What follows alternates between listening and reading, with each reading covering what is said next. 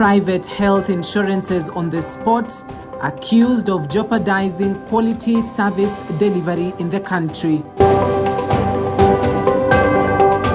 Nurses' strike rages on, with medical services paralyzed in majority of county hospitals. Thank you for joining us tonight. Our sign language interpreter is Irene Chebiwot. My name is Cynthia Nanjala. Let's get this show started. Now we kick it off from the floor of the National Assembly, where a war is brewing between the executive and the legislature. At the center of it is corruption, extortion, and bribery allegations. President William Ruto has in recent days accused Parliament of accepting bribes to favor committee reports, allegations that have not gone well with both the lower and the upper house. Now, members of Parliament on Tuesday reacted to the remarks, demanding the head of state submit evidence of the corruption allegations or apologize and withdraw his remarks. Tempers flared in the National Assembly, with legislators expressing their displeasure with William Ruto's remarks. That passage of the Act and the amendment was procured by any corruption, then that corruption can only come from the executive office of the president. Because they are the ones who wanted it to pass. And if that is so, then three things follow. One, that either the president or someone in his office knows who gave the bribe. Two, the president or someone in his office knows who received that bribe. And three, they know why it was given, because obviously it could not have been for passage. It's even more annoying that it is alleged that some 10 million was given. Do you know 10 million to give the members, that's 28,000. Parliament is under attack, Mr. Speaker. And if you go on social media, read a newspaper, switch on your TV, continuously this house is under attack. And Mr. Speaker, it has gone to the level where it has even gone to the funds that go to the people that we represent. That is CDF and KERA and GAF and the other funds. Mr. Speaker, the executive must respect this house. Members of this house have stood with the executive. Even though some of us have been opposing, members of this house have stood with the executive and supported them on all their agendas, including becoming extremely unpopular with the population because they were making sure that the agenda of the regime has passed on the floor of the house. I take great exception as the statements made by His Excellency the President, now 3 times, attacking the character of everyone in this house, including yourself. We must now take the position of NATO. Mass character assassination we shall not accept. If somebody is guilty, let them be charged on their own. But an attack such as the one that he's made it twice, 3 times. First at the Stock Exchange, a devolution conference in Homa Bay, and yesterday at our PG. It is so unfortunate that a statement condemning all of us as corrupt extortionists, yet some of us have held the sharp end of the knife to support him, is something that we cannot accept. And Mr. President must either bring the evidence, take those people to court, or apologize and withdraw. Now, senators, on the other hand, are demanding the President, William Ruto, table evidence on graft accusations about a section of them while handling county government issues. President William Ruto on Monday, during a joint ODM Kenya Kwanza parliamentary group meeting, accused unnamed individuals of receiving 150 million shillings to write favorable reports in the Senate in favor of governors. Let's listen in. Say anything. You have the majority leader, the minority leader, they don't say anything. By now I expected Honorable Chair to have a statement from Honorable Mazayo and Honorable Cheriot defending the institution and putting the record straight. Our Speaker, he's nowhere to be seen. And even you, Chair, I want to challenge you, and the Senator for Kituya said, Chair, if you don't defend this committee, because this committee was specifically singled out, they say we are the rent seekers in the Senate. Chair, if you don't defend us today, we are willing to move a motion of your removal today. Because we cannot continue like this. If somebody has any evidence, let them present it. I don't think, Chair, we have ever sent you to get money from anybody. We don't send our chairs there. In this committee, there's no welfare. There's no member for welfare here, as far as I know. to come and give evidence of 150 million from Isiolo, summon the president to give evidence of 10 million on anti-money laundering bill, and to give further evidence that he has.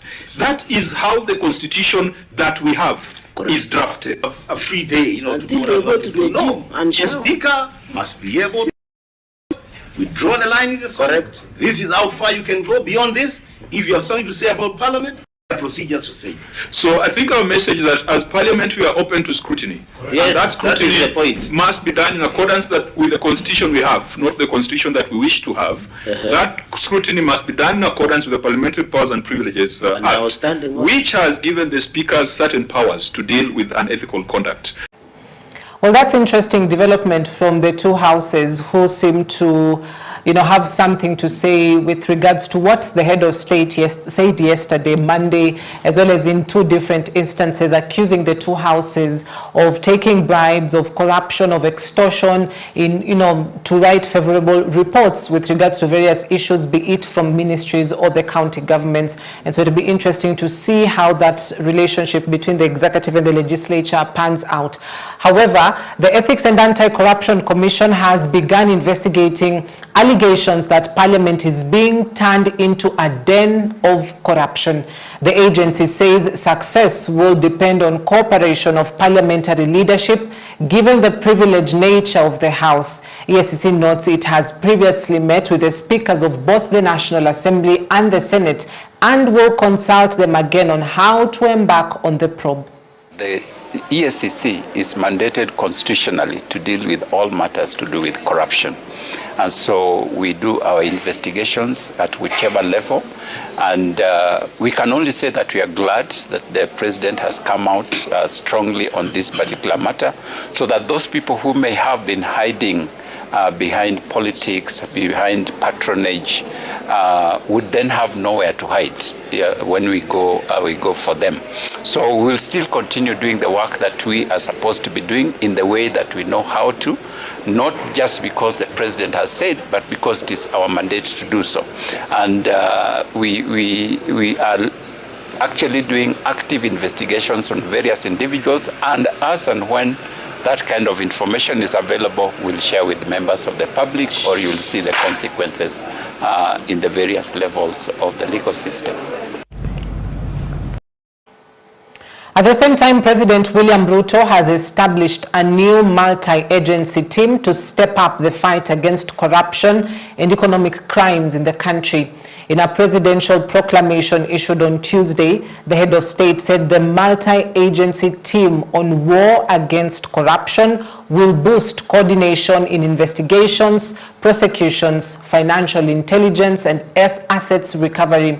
The team brings together 10 state agencies, including the National Intelligence Service, NIS, the Ethics and Anti-Corruption Commission, ESCC, the Office of the Director of Public Prosecutions, ODPP, the Directorate of Criminal Investigations, DCI, the Financial Reporting Center, FRC, the Assets Recovery Agency, ARA, the Kenya Revenue Authority, KRA, the Central Bank of Kenya, CBK, and the Public Procurement Regulatory Authority, PPRA.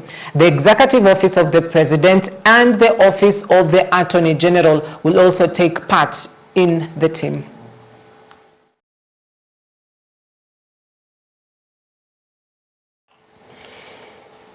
All right, keeping up with the Interior Cabinet Secretary Kipchumba Murkomen, who launched a major crackdown on illegal alcohol in Murang'a County and ordered that a notorious businessman, Peter Ndwati, also known as Mike Power, who allegedly escaped during a raid on some of his outlets last night, be arrested. Now, the Cabinet Secretary also announced that the security agencies, through targeted intelligence, are on high alert on rising number of criminal and political gangs, and warned those behind the groups that they will not be spared. He scoffed at the much-hyped expected return of former Deputy President Rigathi Gachagua from the United States, stressing that no one is above the law. The last few months or weeks when he has not been around, the country has been very peaceful. And so you have a point by saying that perhaps the security agencies should be prepared for a more chaotic environment as a result of his coming back to the country. Let me say that the security sector is prepared to deal with any insecurity issues. The last time he was around and there were so many goons in the same of protests, we were very prepared.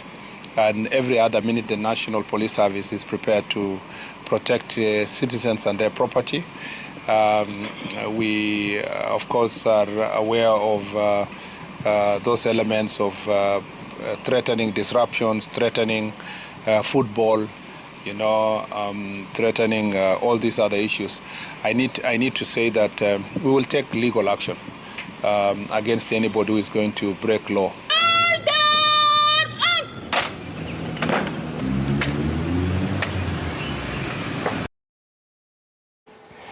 Public service unions within the healthcare sector are accusing the private insurance companies for allegedly jeopardizing quality service delivery in the country. Led by the Kenya Medical Practitioners and Pharmacists Dentists Union, KMPDU Secretary General Dr. Davji Atela, the unions allege that a number of insurance companies are exploiting Kenyans while prioritizing profit over patients. The unions have also criticized the Ministry of Health for the slow pace in confirming the universal health coverage workers to permanent and pensionable terms, despite Parliament having allocated the necessary funds. The biggest impediment to universal health care in this country are private insurance companies that have decided to get themselves into cocoon and dictate to the patients which hospitals to visit. They dictate to patients which doctors to see. They dictate to patients which lab tests to have, and they dictate to patients which drugs to be issued. And this was well demonstrated in what they did in Nairobi Hospital, where for the first time we have seen insurance companies telling patients, don't go to this hospital. The issue of UHC should be disposed of by now. The money is there, but we are seeing a lot of bureaucracy. Ministry of Health did not ask for that money. It is us, the unions and the USC workers, who went on the streets and ensured that a budget is allocated of 606.2 billion to absorb UHC workers into permanent and pensionable terms. We are here concerned that there seems to be deliberate delay. We were told that they needed to do verification. The head count was done, and I think several weeks ago. But we are not getting any clear way forward on when these health workers are going to be absorbed. Machakos County Governor Wavinya Ndeti has announced an immediate plan to hire 500 new nurses to boost health services across the county, even as the county government deploys locum nurses to ensure health facilities continue running smoothly during the ongoing strike. Speaking at a press briefing on the state of healthcare in Machakos, Governor Wavinya directed the Department of Health and the County Public Service Board to fast-track the recruitment. She emphasized that the county is already using locum nurses to maintain essential operations in health facilities as the recruitment process takes shape. The executive sat with them, we agreed on 6 things, and they walked out of the negotiation. Only one thing we did not agree, and that is on promotion. And promotions will have to go with a budget. I've already enumerated to you how many nurses I have promoted, and also clinical health officers I have promoted since I became the governor of Machakos. I am dealing with a problem that was there for the last 10 years. And I think for the 3 years I've been here, I have tried as a governor of Machakos. My government remains open and committed to constructive engagement with the union leadership in order to craft workable return to work formula and end this current crisis. In the meantime, I have instructed hospitals to engage nurses on locum so as to continue offering services to our people. The Department of Health is hereby directed to initiate the process of hiring 500 nurses and escalate the same to the County Public Service Board to advertise and recruit with immediate effect. Though devolution has come of age, there are serious gaps that the Senate needs to address, one of which is the unbundling of devolved functions and funds to follow the same functions. Dr. Richard Lesiyampe has officially taken over the leadership as the new acting chief executive officer of Kenyatta National Hospital. The change of guard was announced by Health Cabinet Secretary Aden Duale, with Dr. Lesiyampe succeeding Dr. Evanson Kamuri, who served in the role for 6 years. In his farewell speech, the outgoing CEO wished his successor all the best in steering the hospital forward, while emphasizing the importance of sustaining the highest standards of healthcare and treatment at the facility. Medical Services Principal Secretary Dr. Ouma Oluga, who presided over the leadership change on Tuesday, challenged Dr. Lesiyampe to devise ways of ensuring KNH generates sufficient revenue to sustain its services, noting that the hospital's budget had been reduced by 3 billion shillings, leaving a gap that must be filled. Been with him for many years. He is not a new person. He was here some times back and he's coming back. So I will only show you the new corridors we have created recently. But otherwise, the staffs are willing to receive you and they are willing to support you. Is to come back, not to do anything else, but just to provide the leadership, to allow the employees and the staff of Kenyatta National Hospital to unleash their potential, to provide them an amicable and amiable environment. We don't have much advice for him, we only have expectations. Expectations that we will move closer to the journey. This hospital has a lot of challenges. We have a lot of challenges to get, especially on the issues around budget. That is why issues about revenue are very important as part of the reforms. But even as we engage with our National Treasury to look at how best do we sustain the facility, this year alone, we had a budget cut of 3 billion. And so, Dr. Lesiyampe, as you come in, the in tray is full.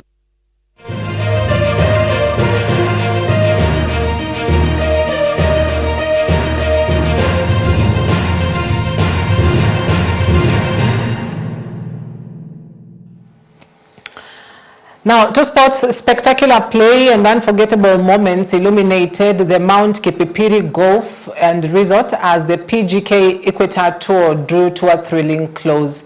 Across 4 gripping rounds, Kenya's professional golfers set new standards for excellence, determination and sportsmanship. Rising above the competition, Greg Snow once again demonstrated his championship form, finishing undefeated and lifting the coveted trophy in front of an enthusiastic crowd. Finishing with an amazing score of -16, Snow's steady nerves and relentless precision made him the standout performer as he raised the bar for all competitors. Not far behind, Joronge Kibugu showcased his exceptional talent and composure, securing second place in a field stacked with elite players. Amateur sensation Adel Balala stunned many by climbing the ranks to finish third with an impressive -10, winning hearts and headlines alike for his breakthrough performance. It's been a very good grinding week. I think I played my heart out. Just had a slow finish today, but just glad on how I picked up myself in the finishing holes of the back nine. This week I was very steady off the tee and also made some very good iron shots. So generally around, I think I could tick a lot of boxes in my game this week. Yes, in round 2 I really played exceptional. I really created a lot of opportunities on this golf course because it's a course that gives and takes. But I think I just placed myself in the right positions and my gameplay was right on point to take them up. This tour represents more than just competition. It is about celebrating talent, uniting golfers from across the region and showcasing the unique charm of golf courses here in Kenya. The Equator Golf Tour stands for both growth, opportunity and excellence in the game of golf. As we continue this journey, our aim as sponsors, professional golfers, and so with Adel.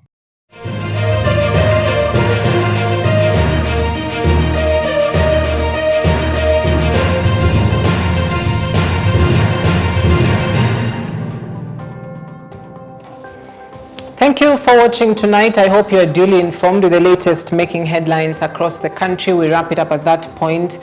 The International Faith Summit continues for the whole week. And so tomorrow is day 3. You better make your way to this particular place, Redeemed Gospel Church, Buruburu. Our sign language interpreter tonight is Irene Chebiwot. My name is Cynthia Nanjala. Have a lovely night.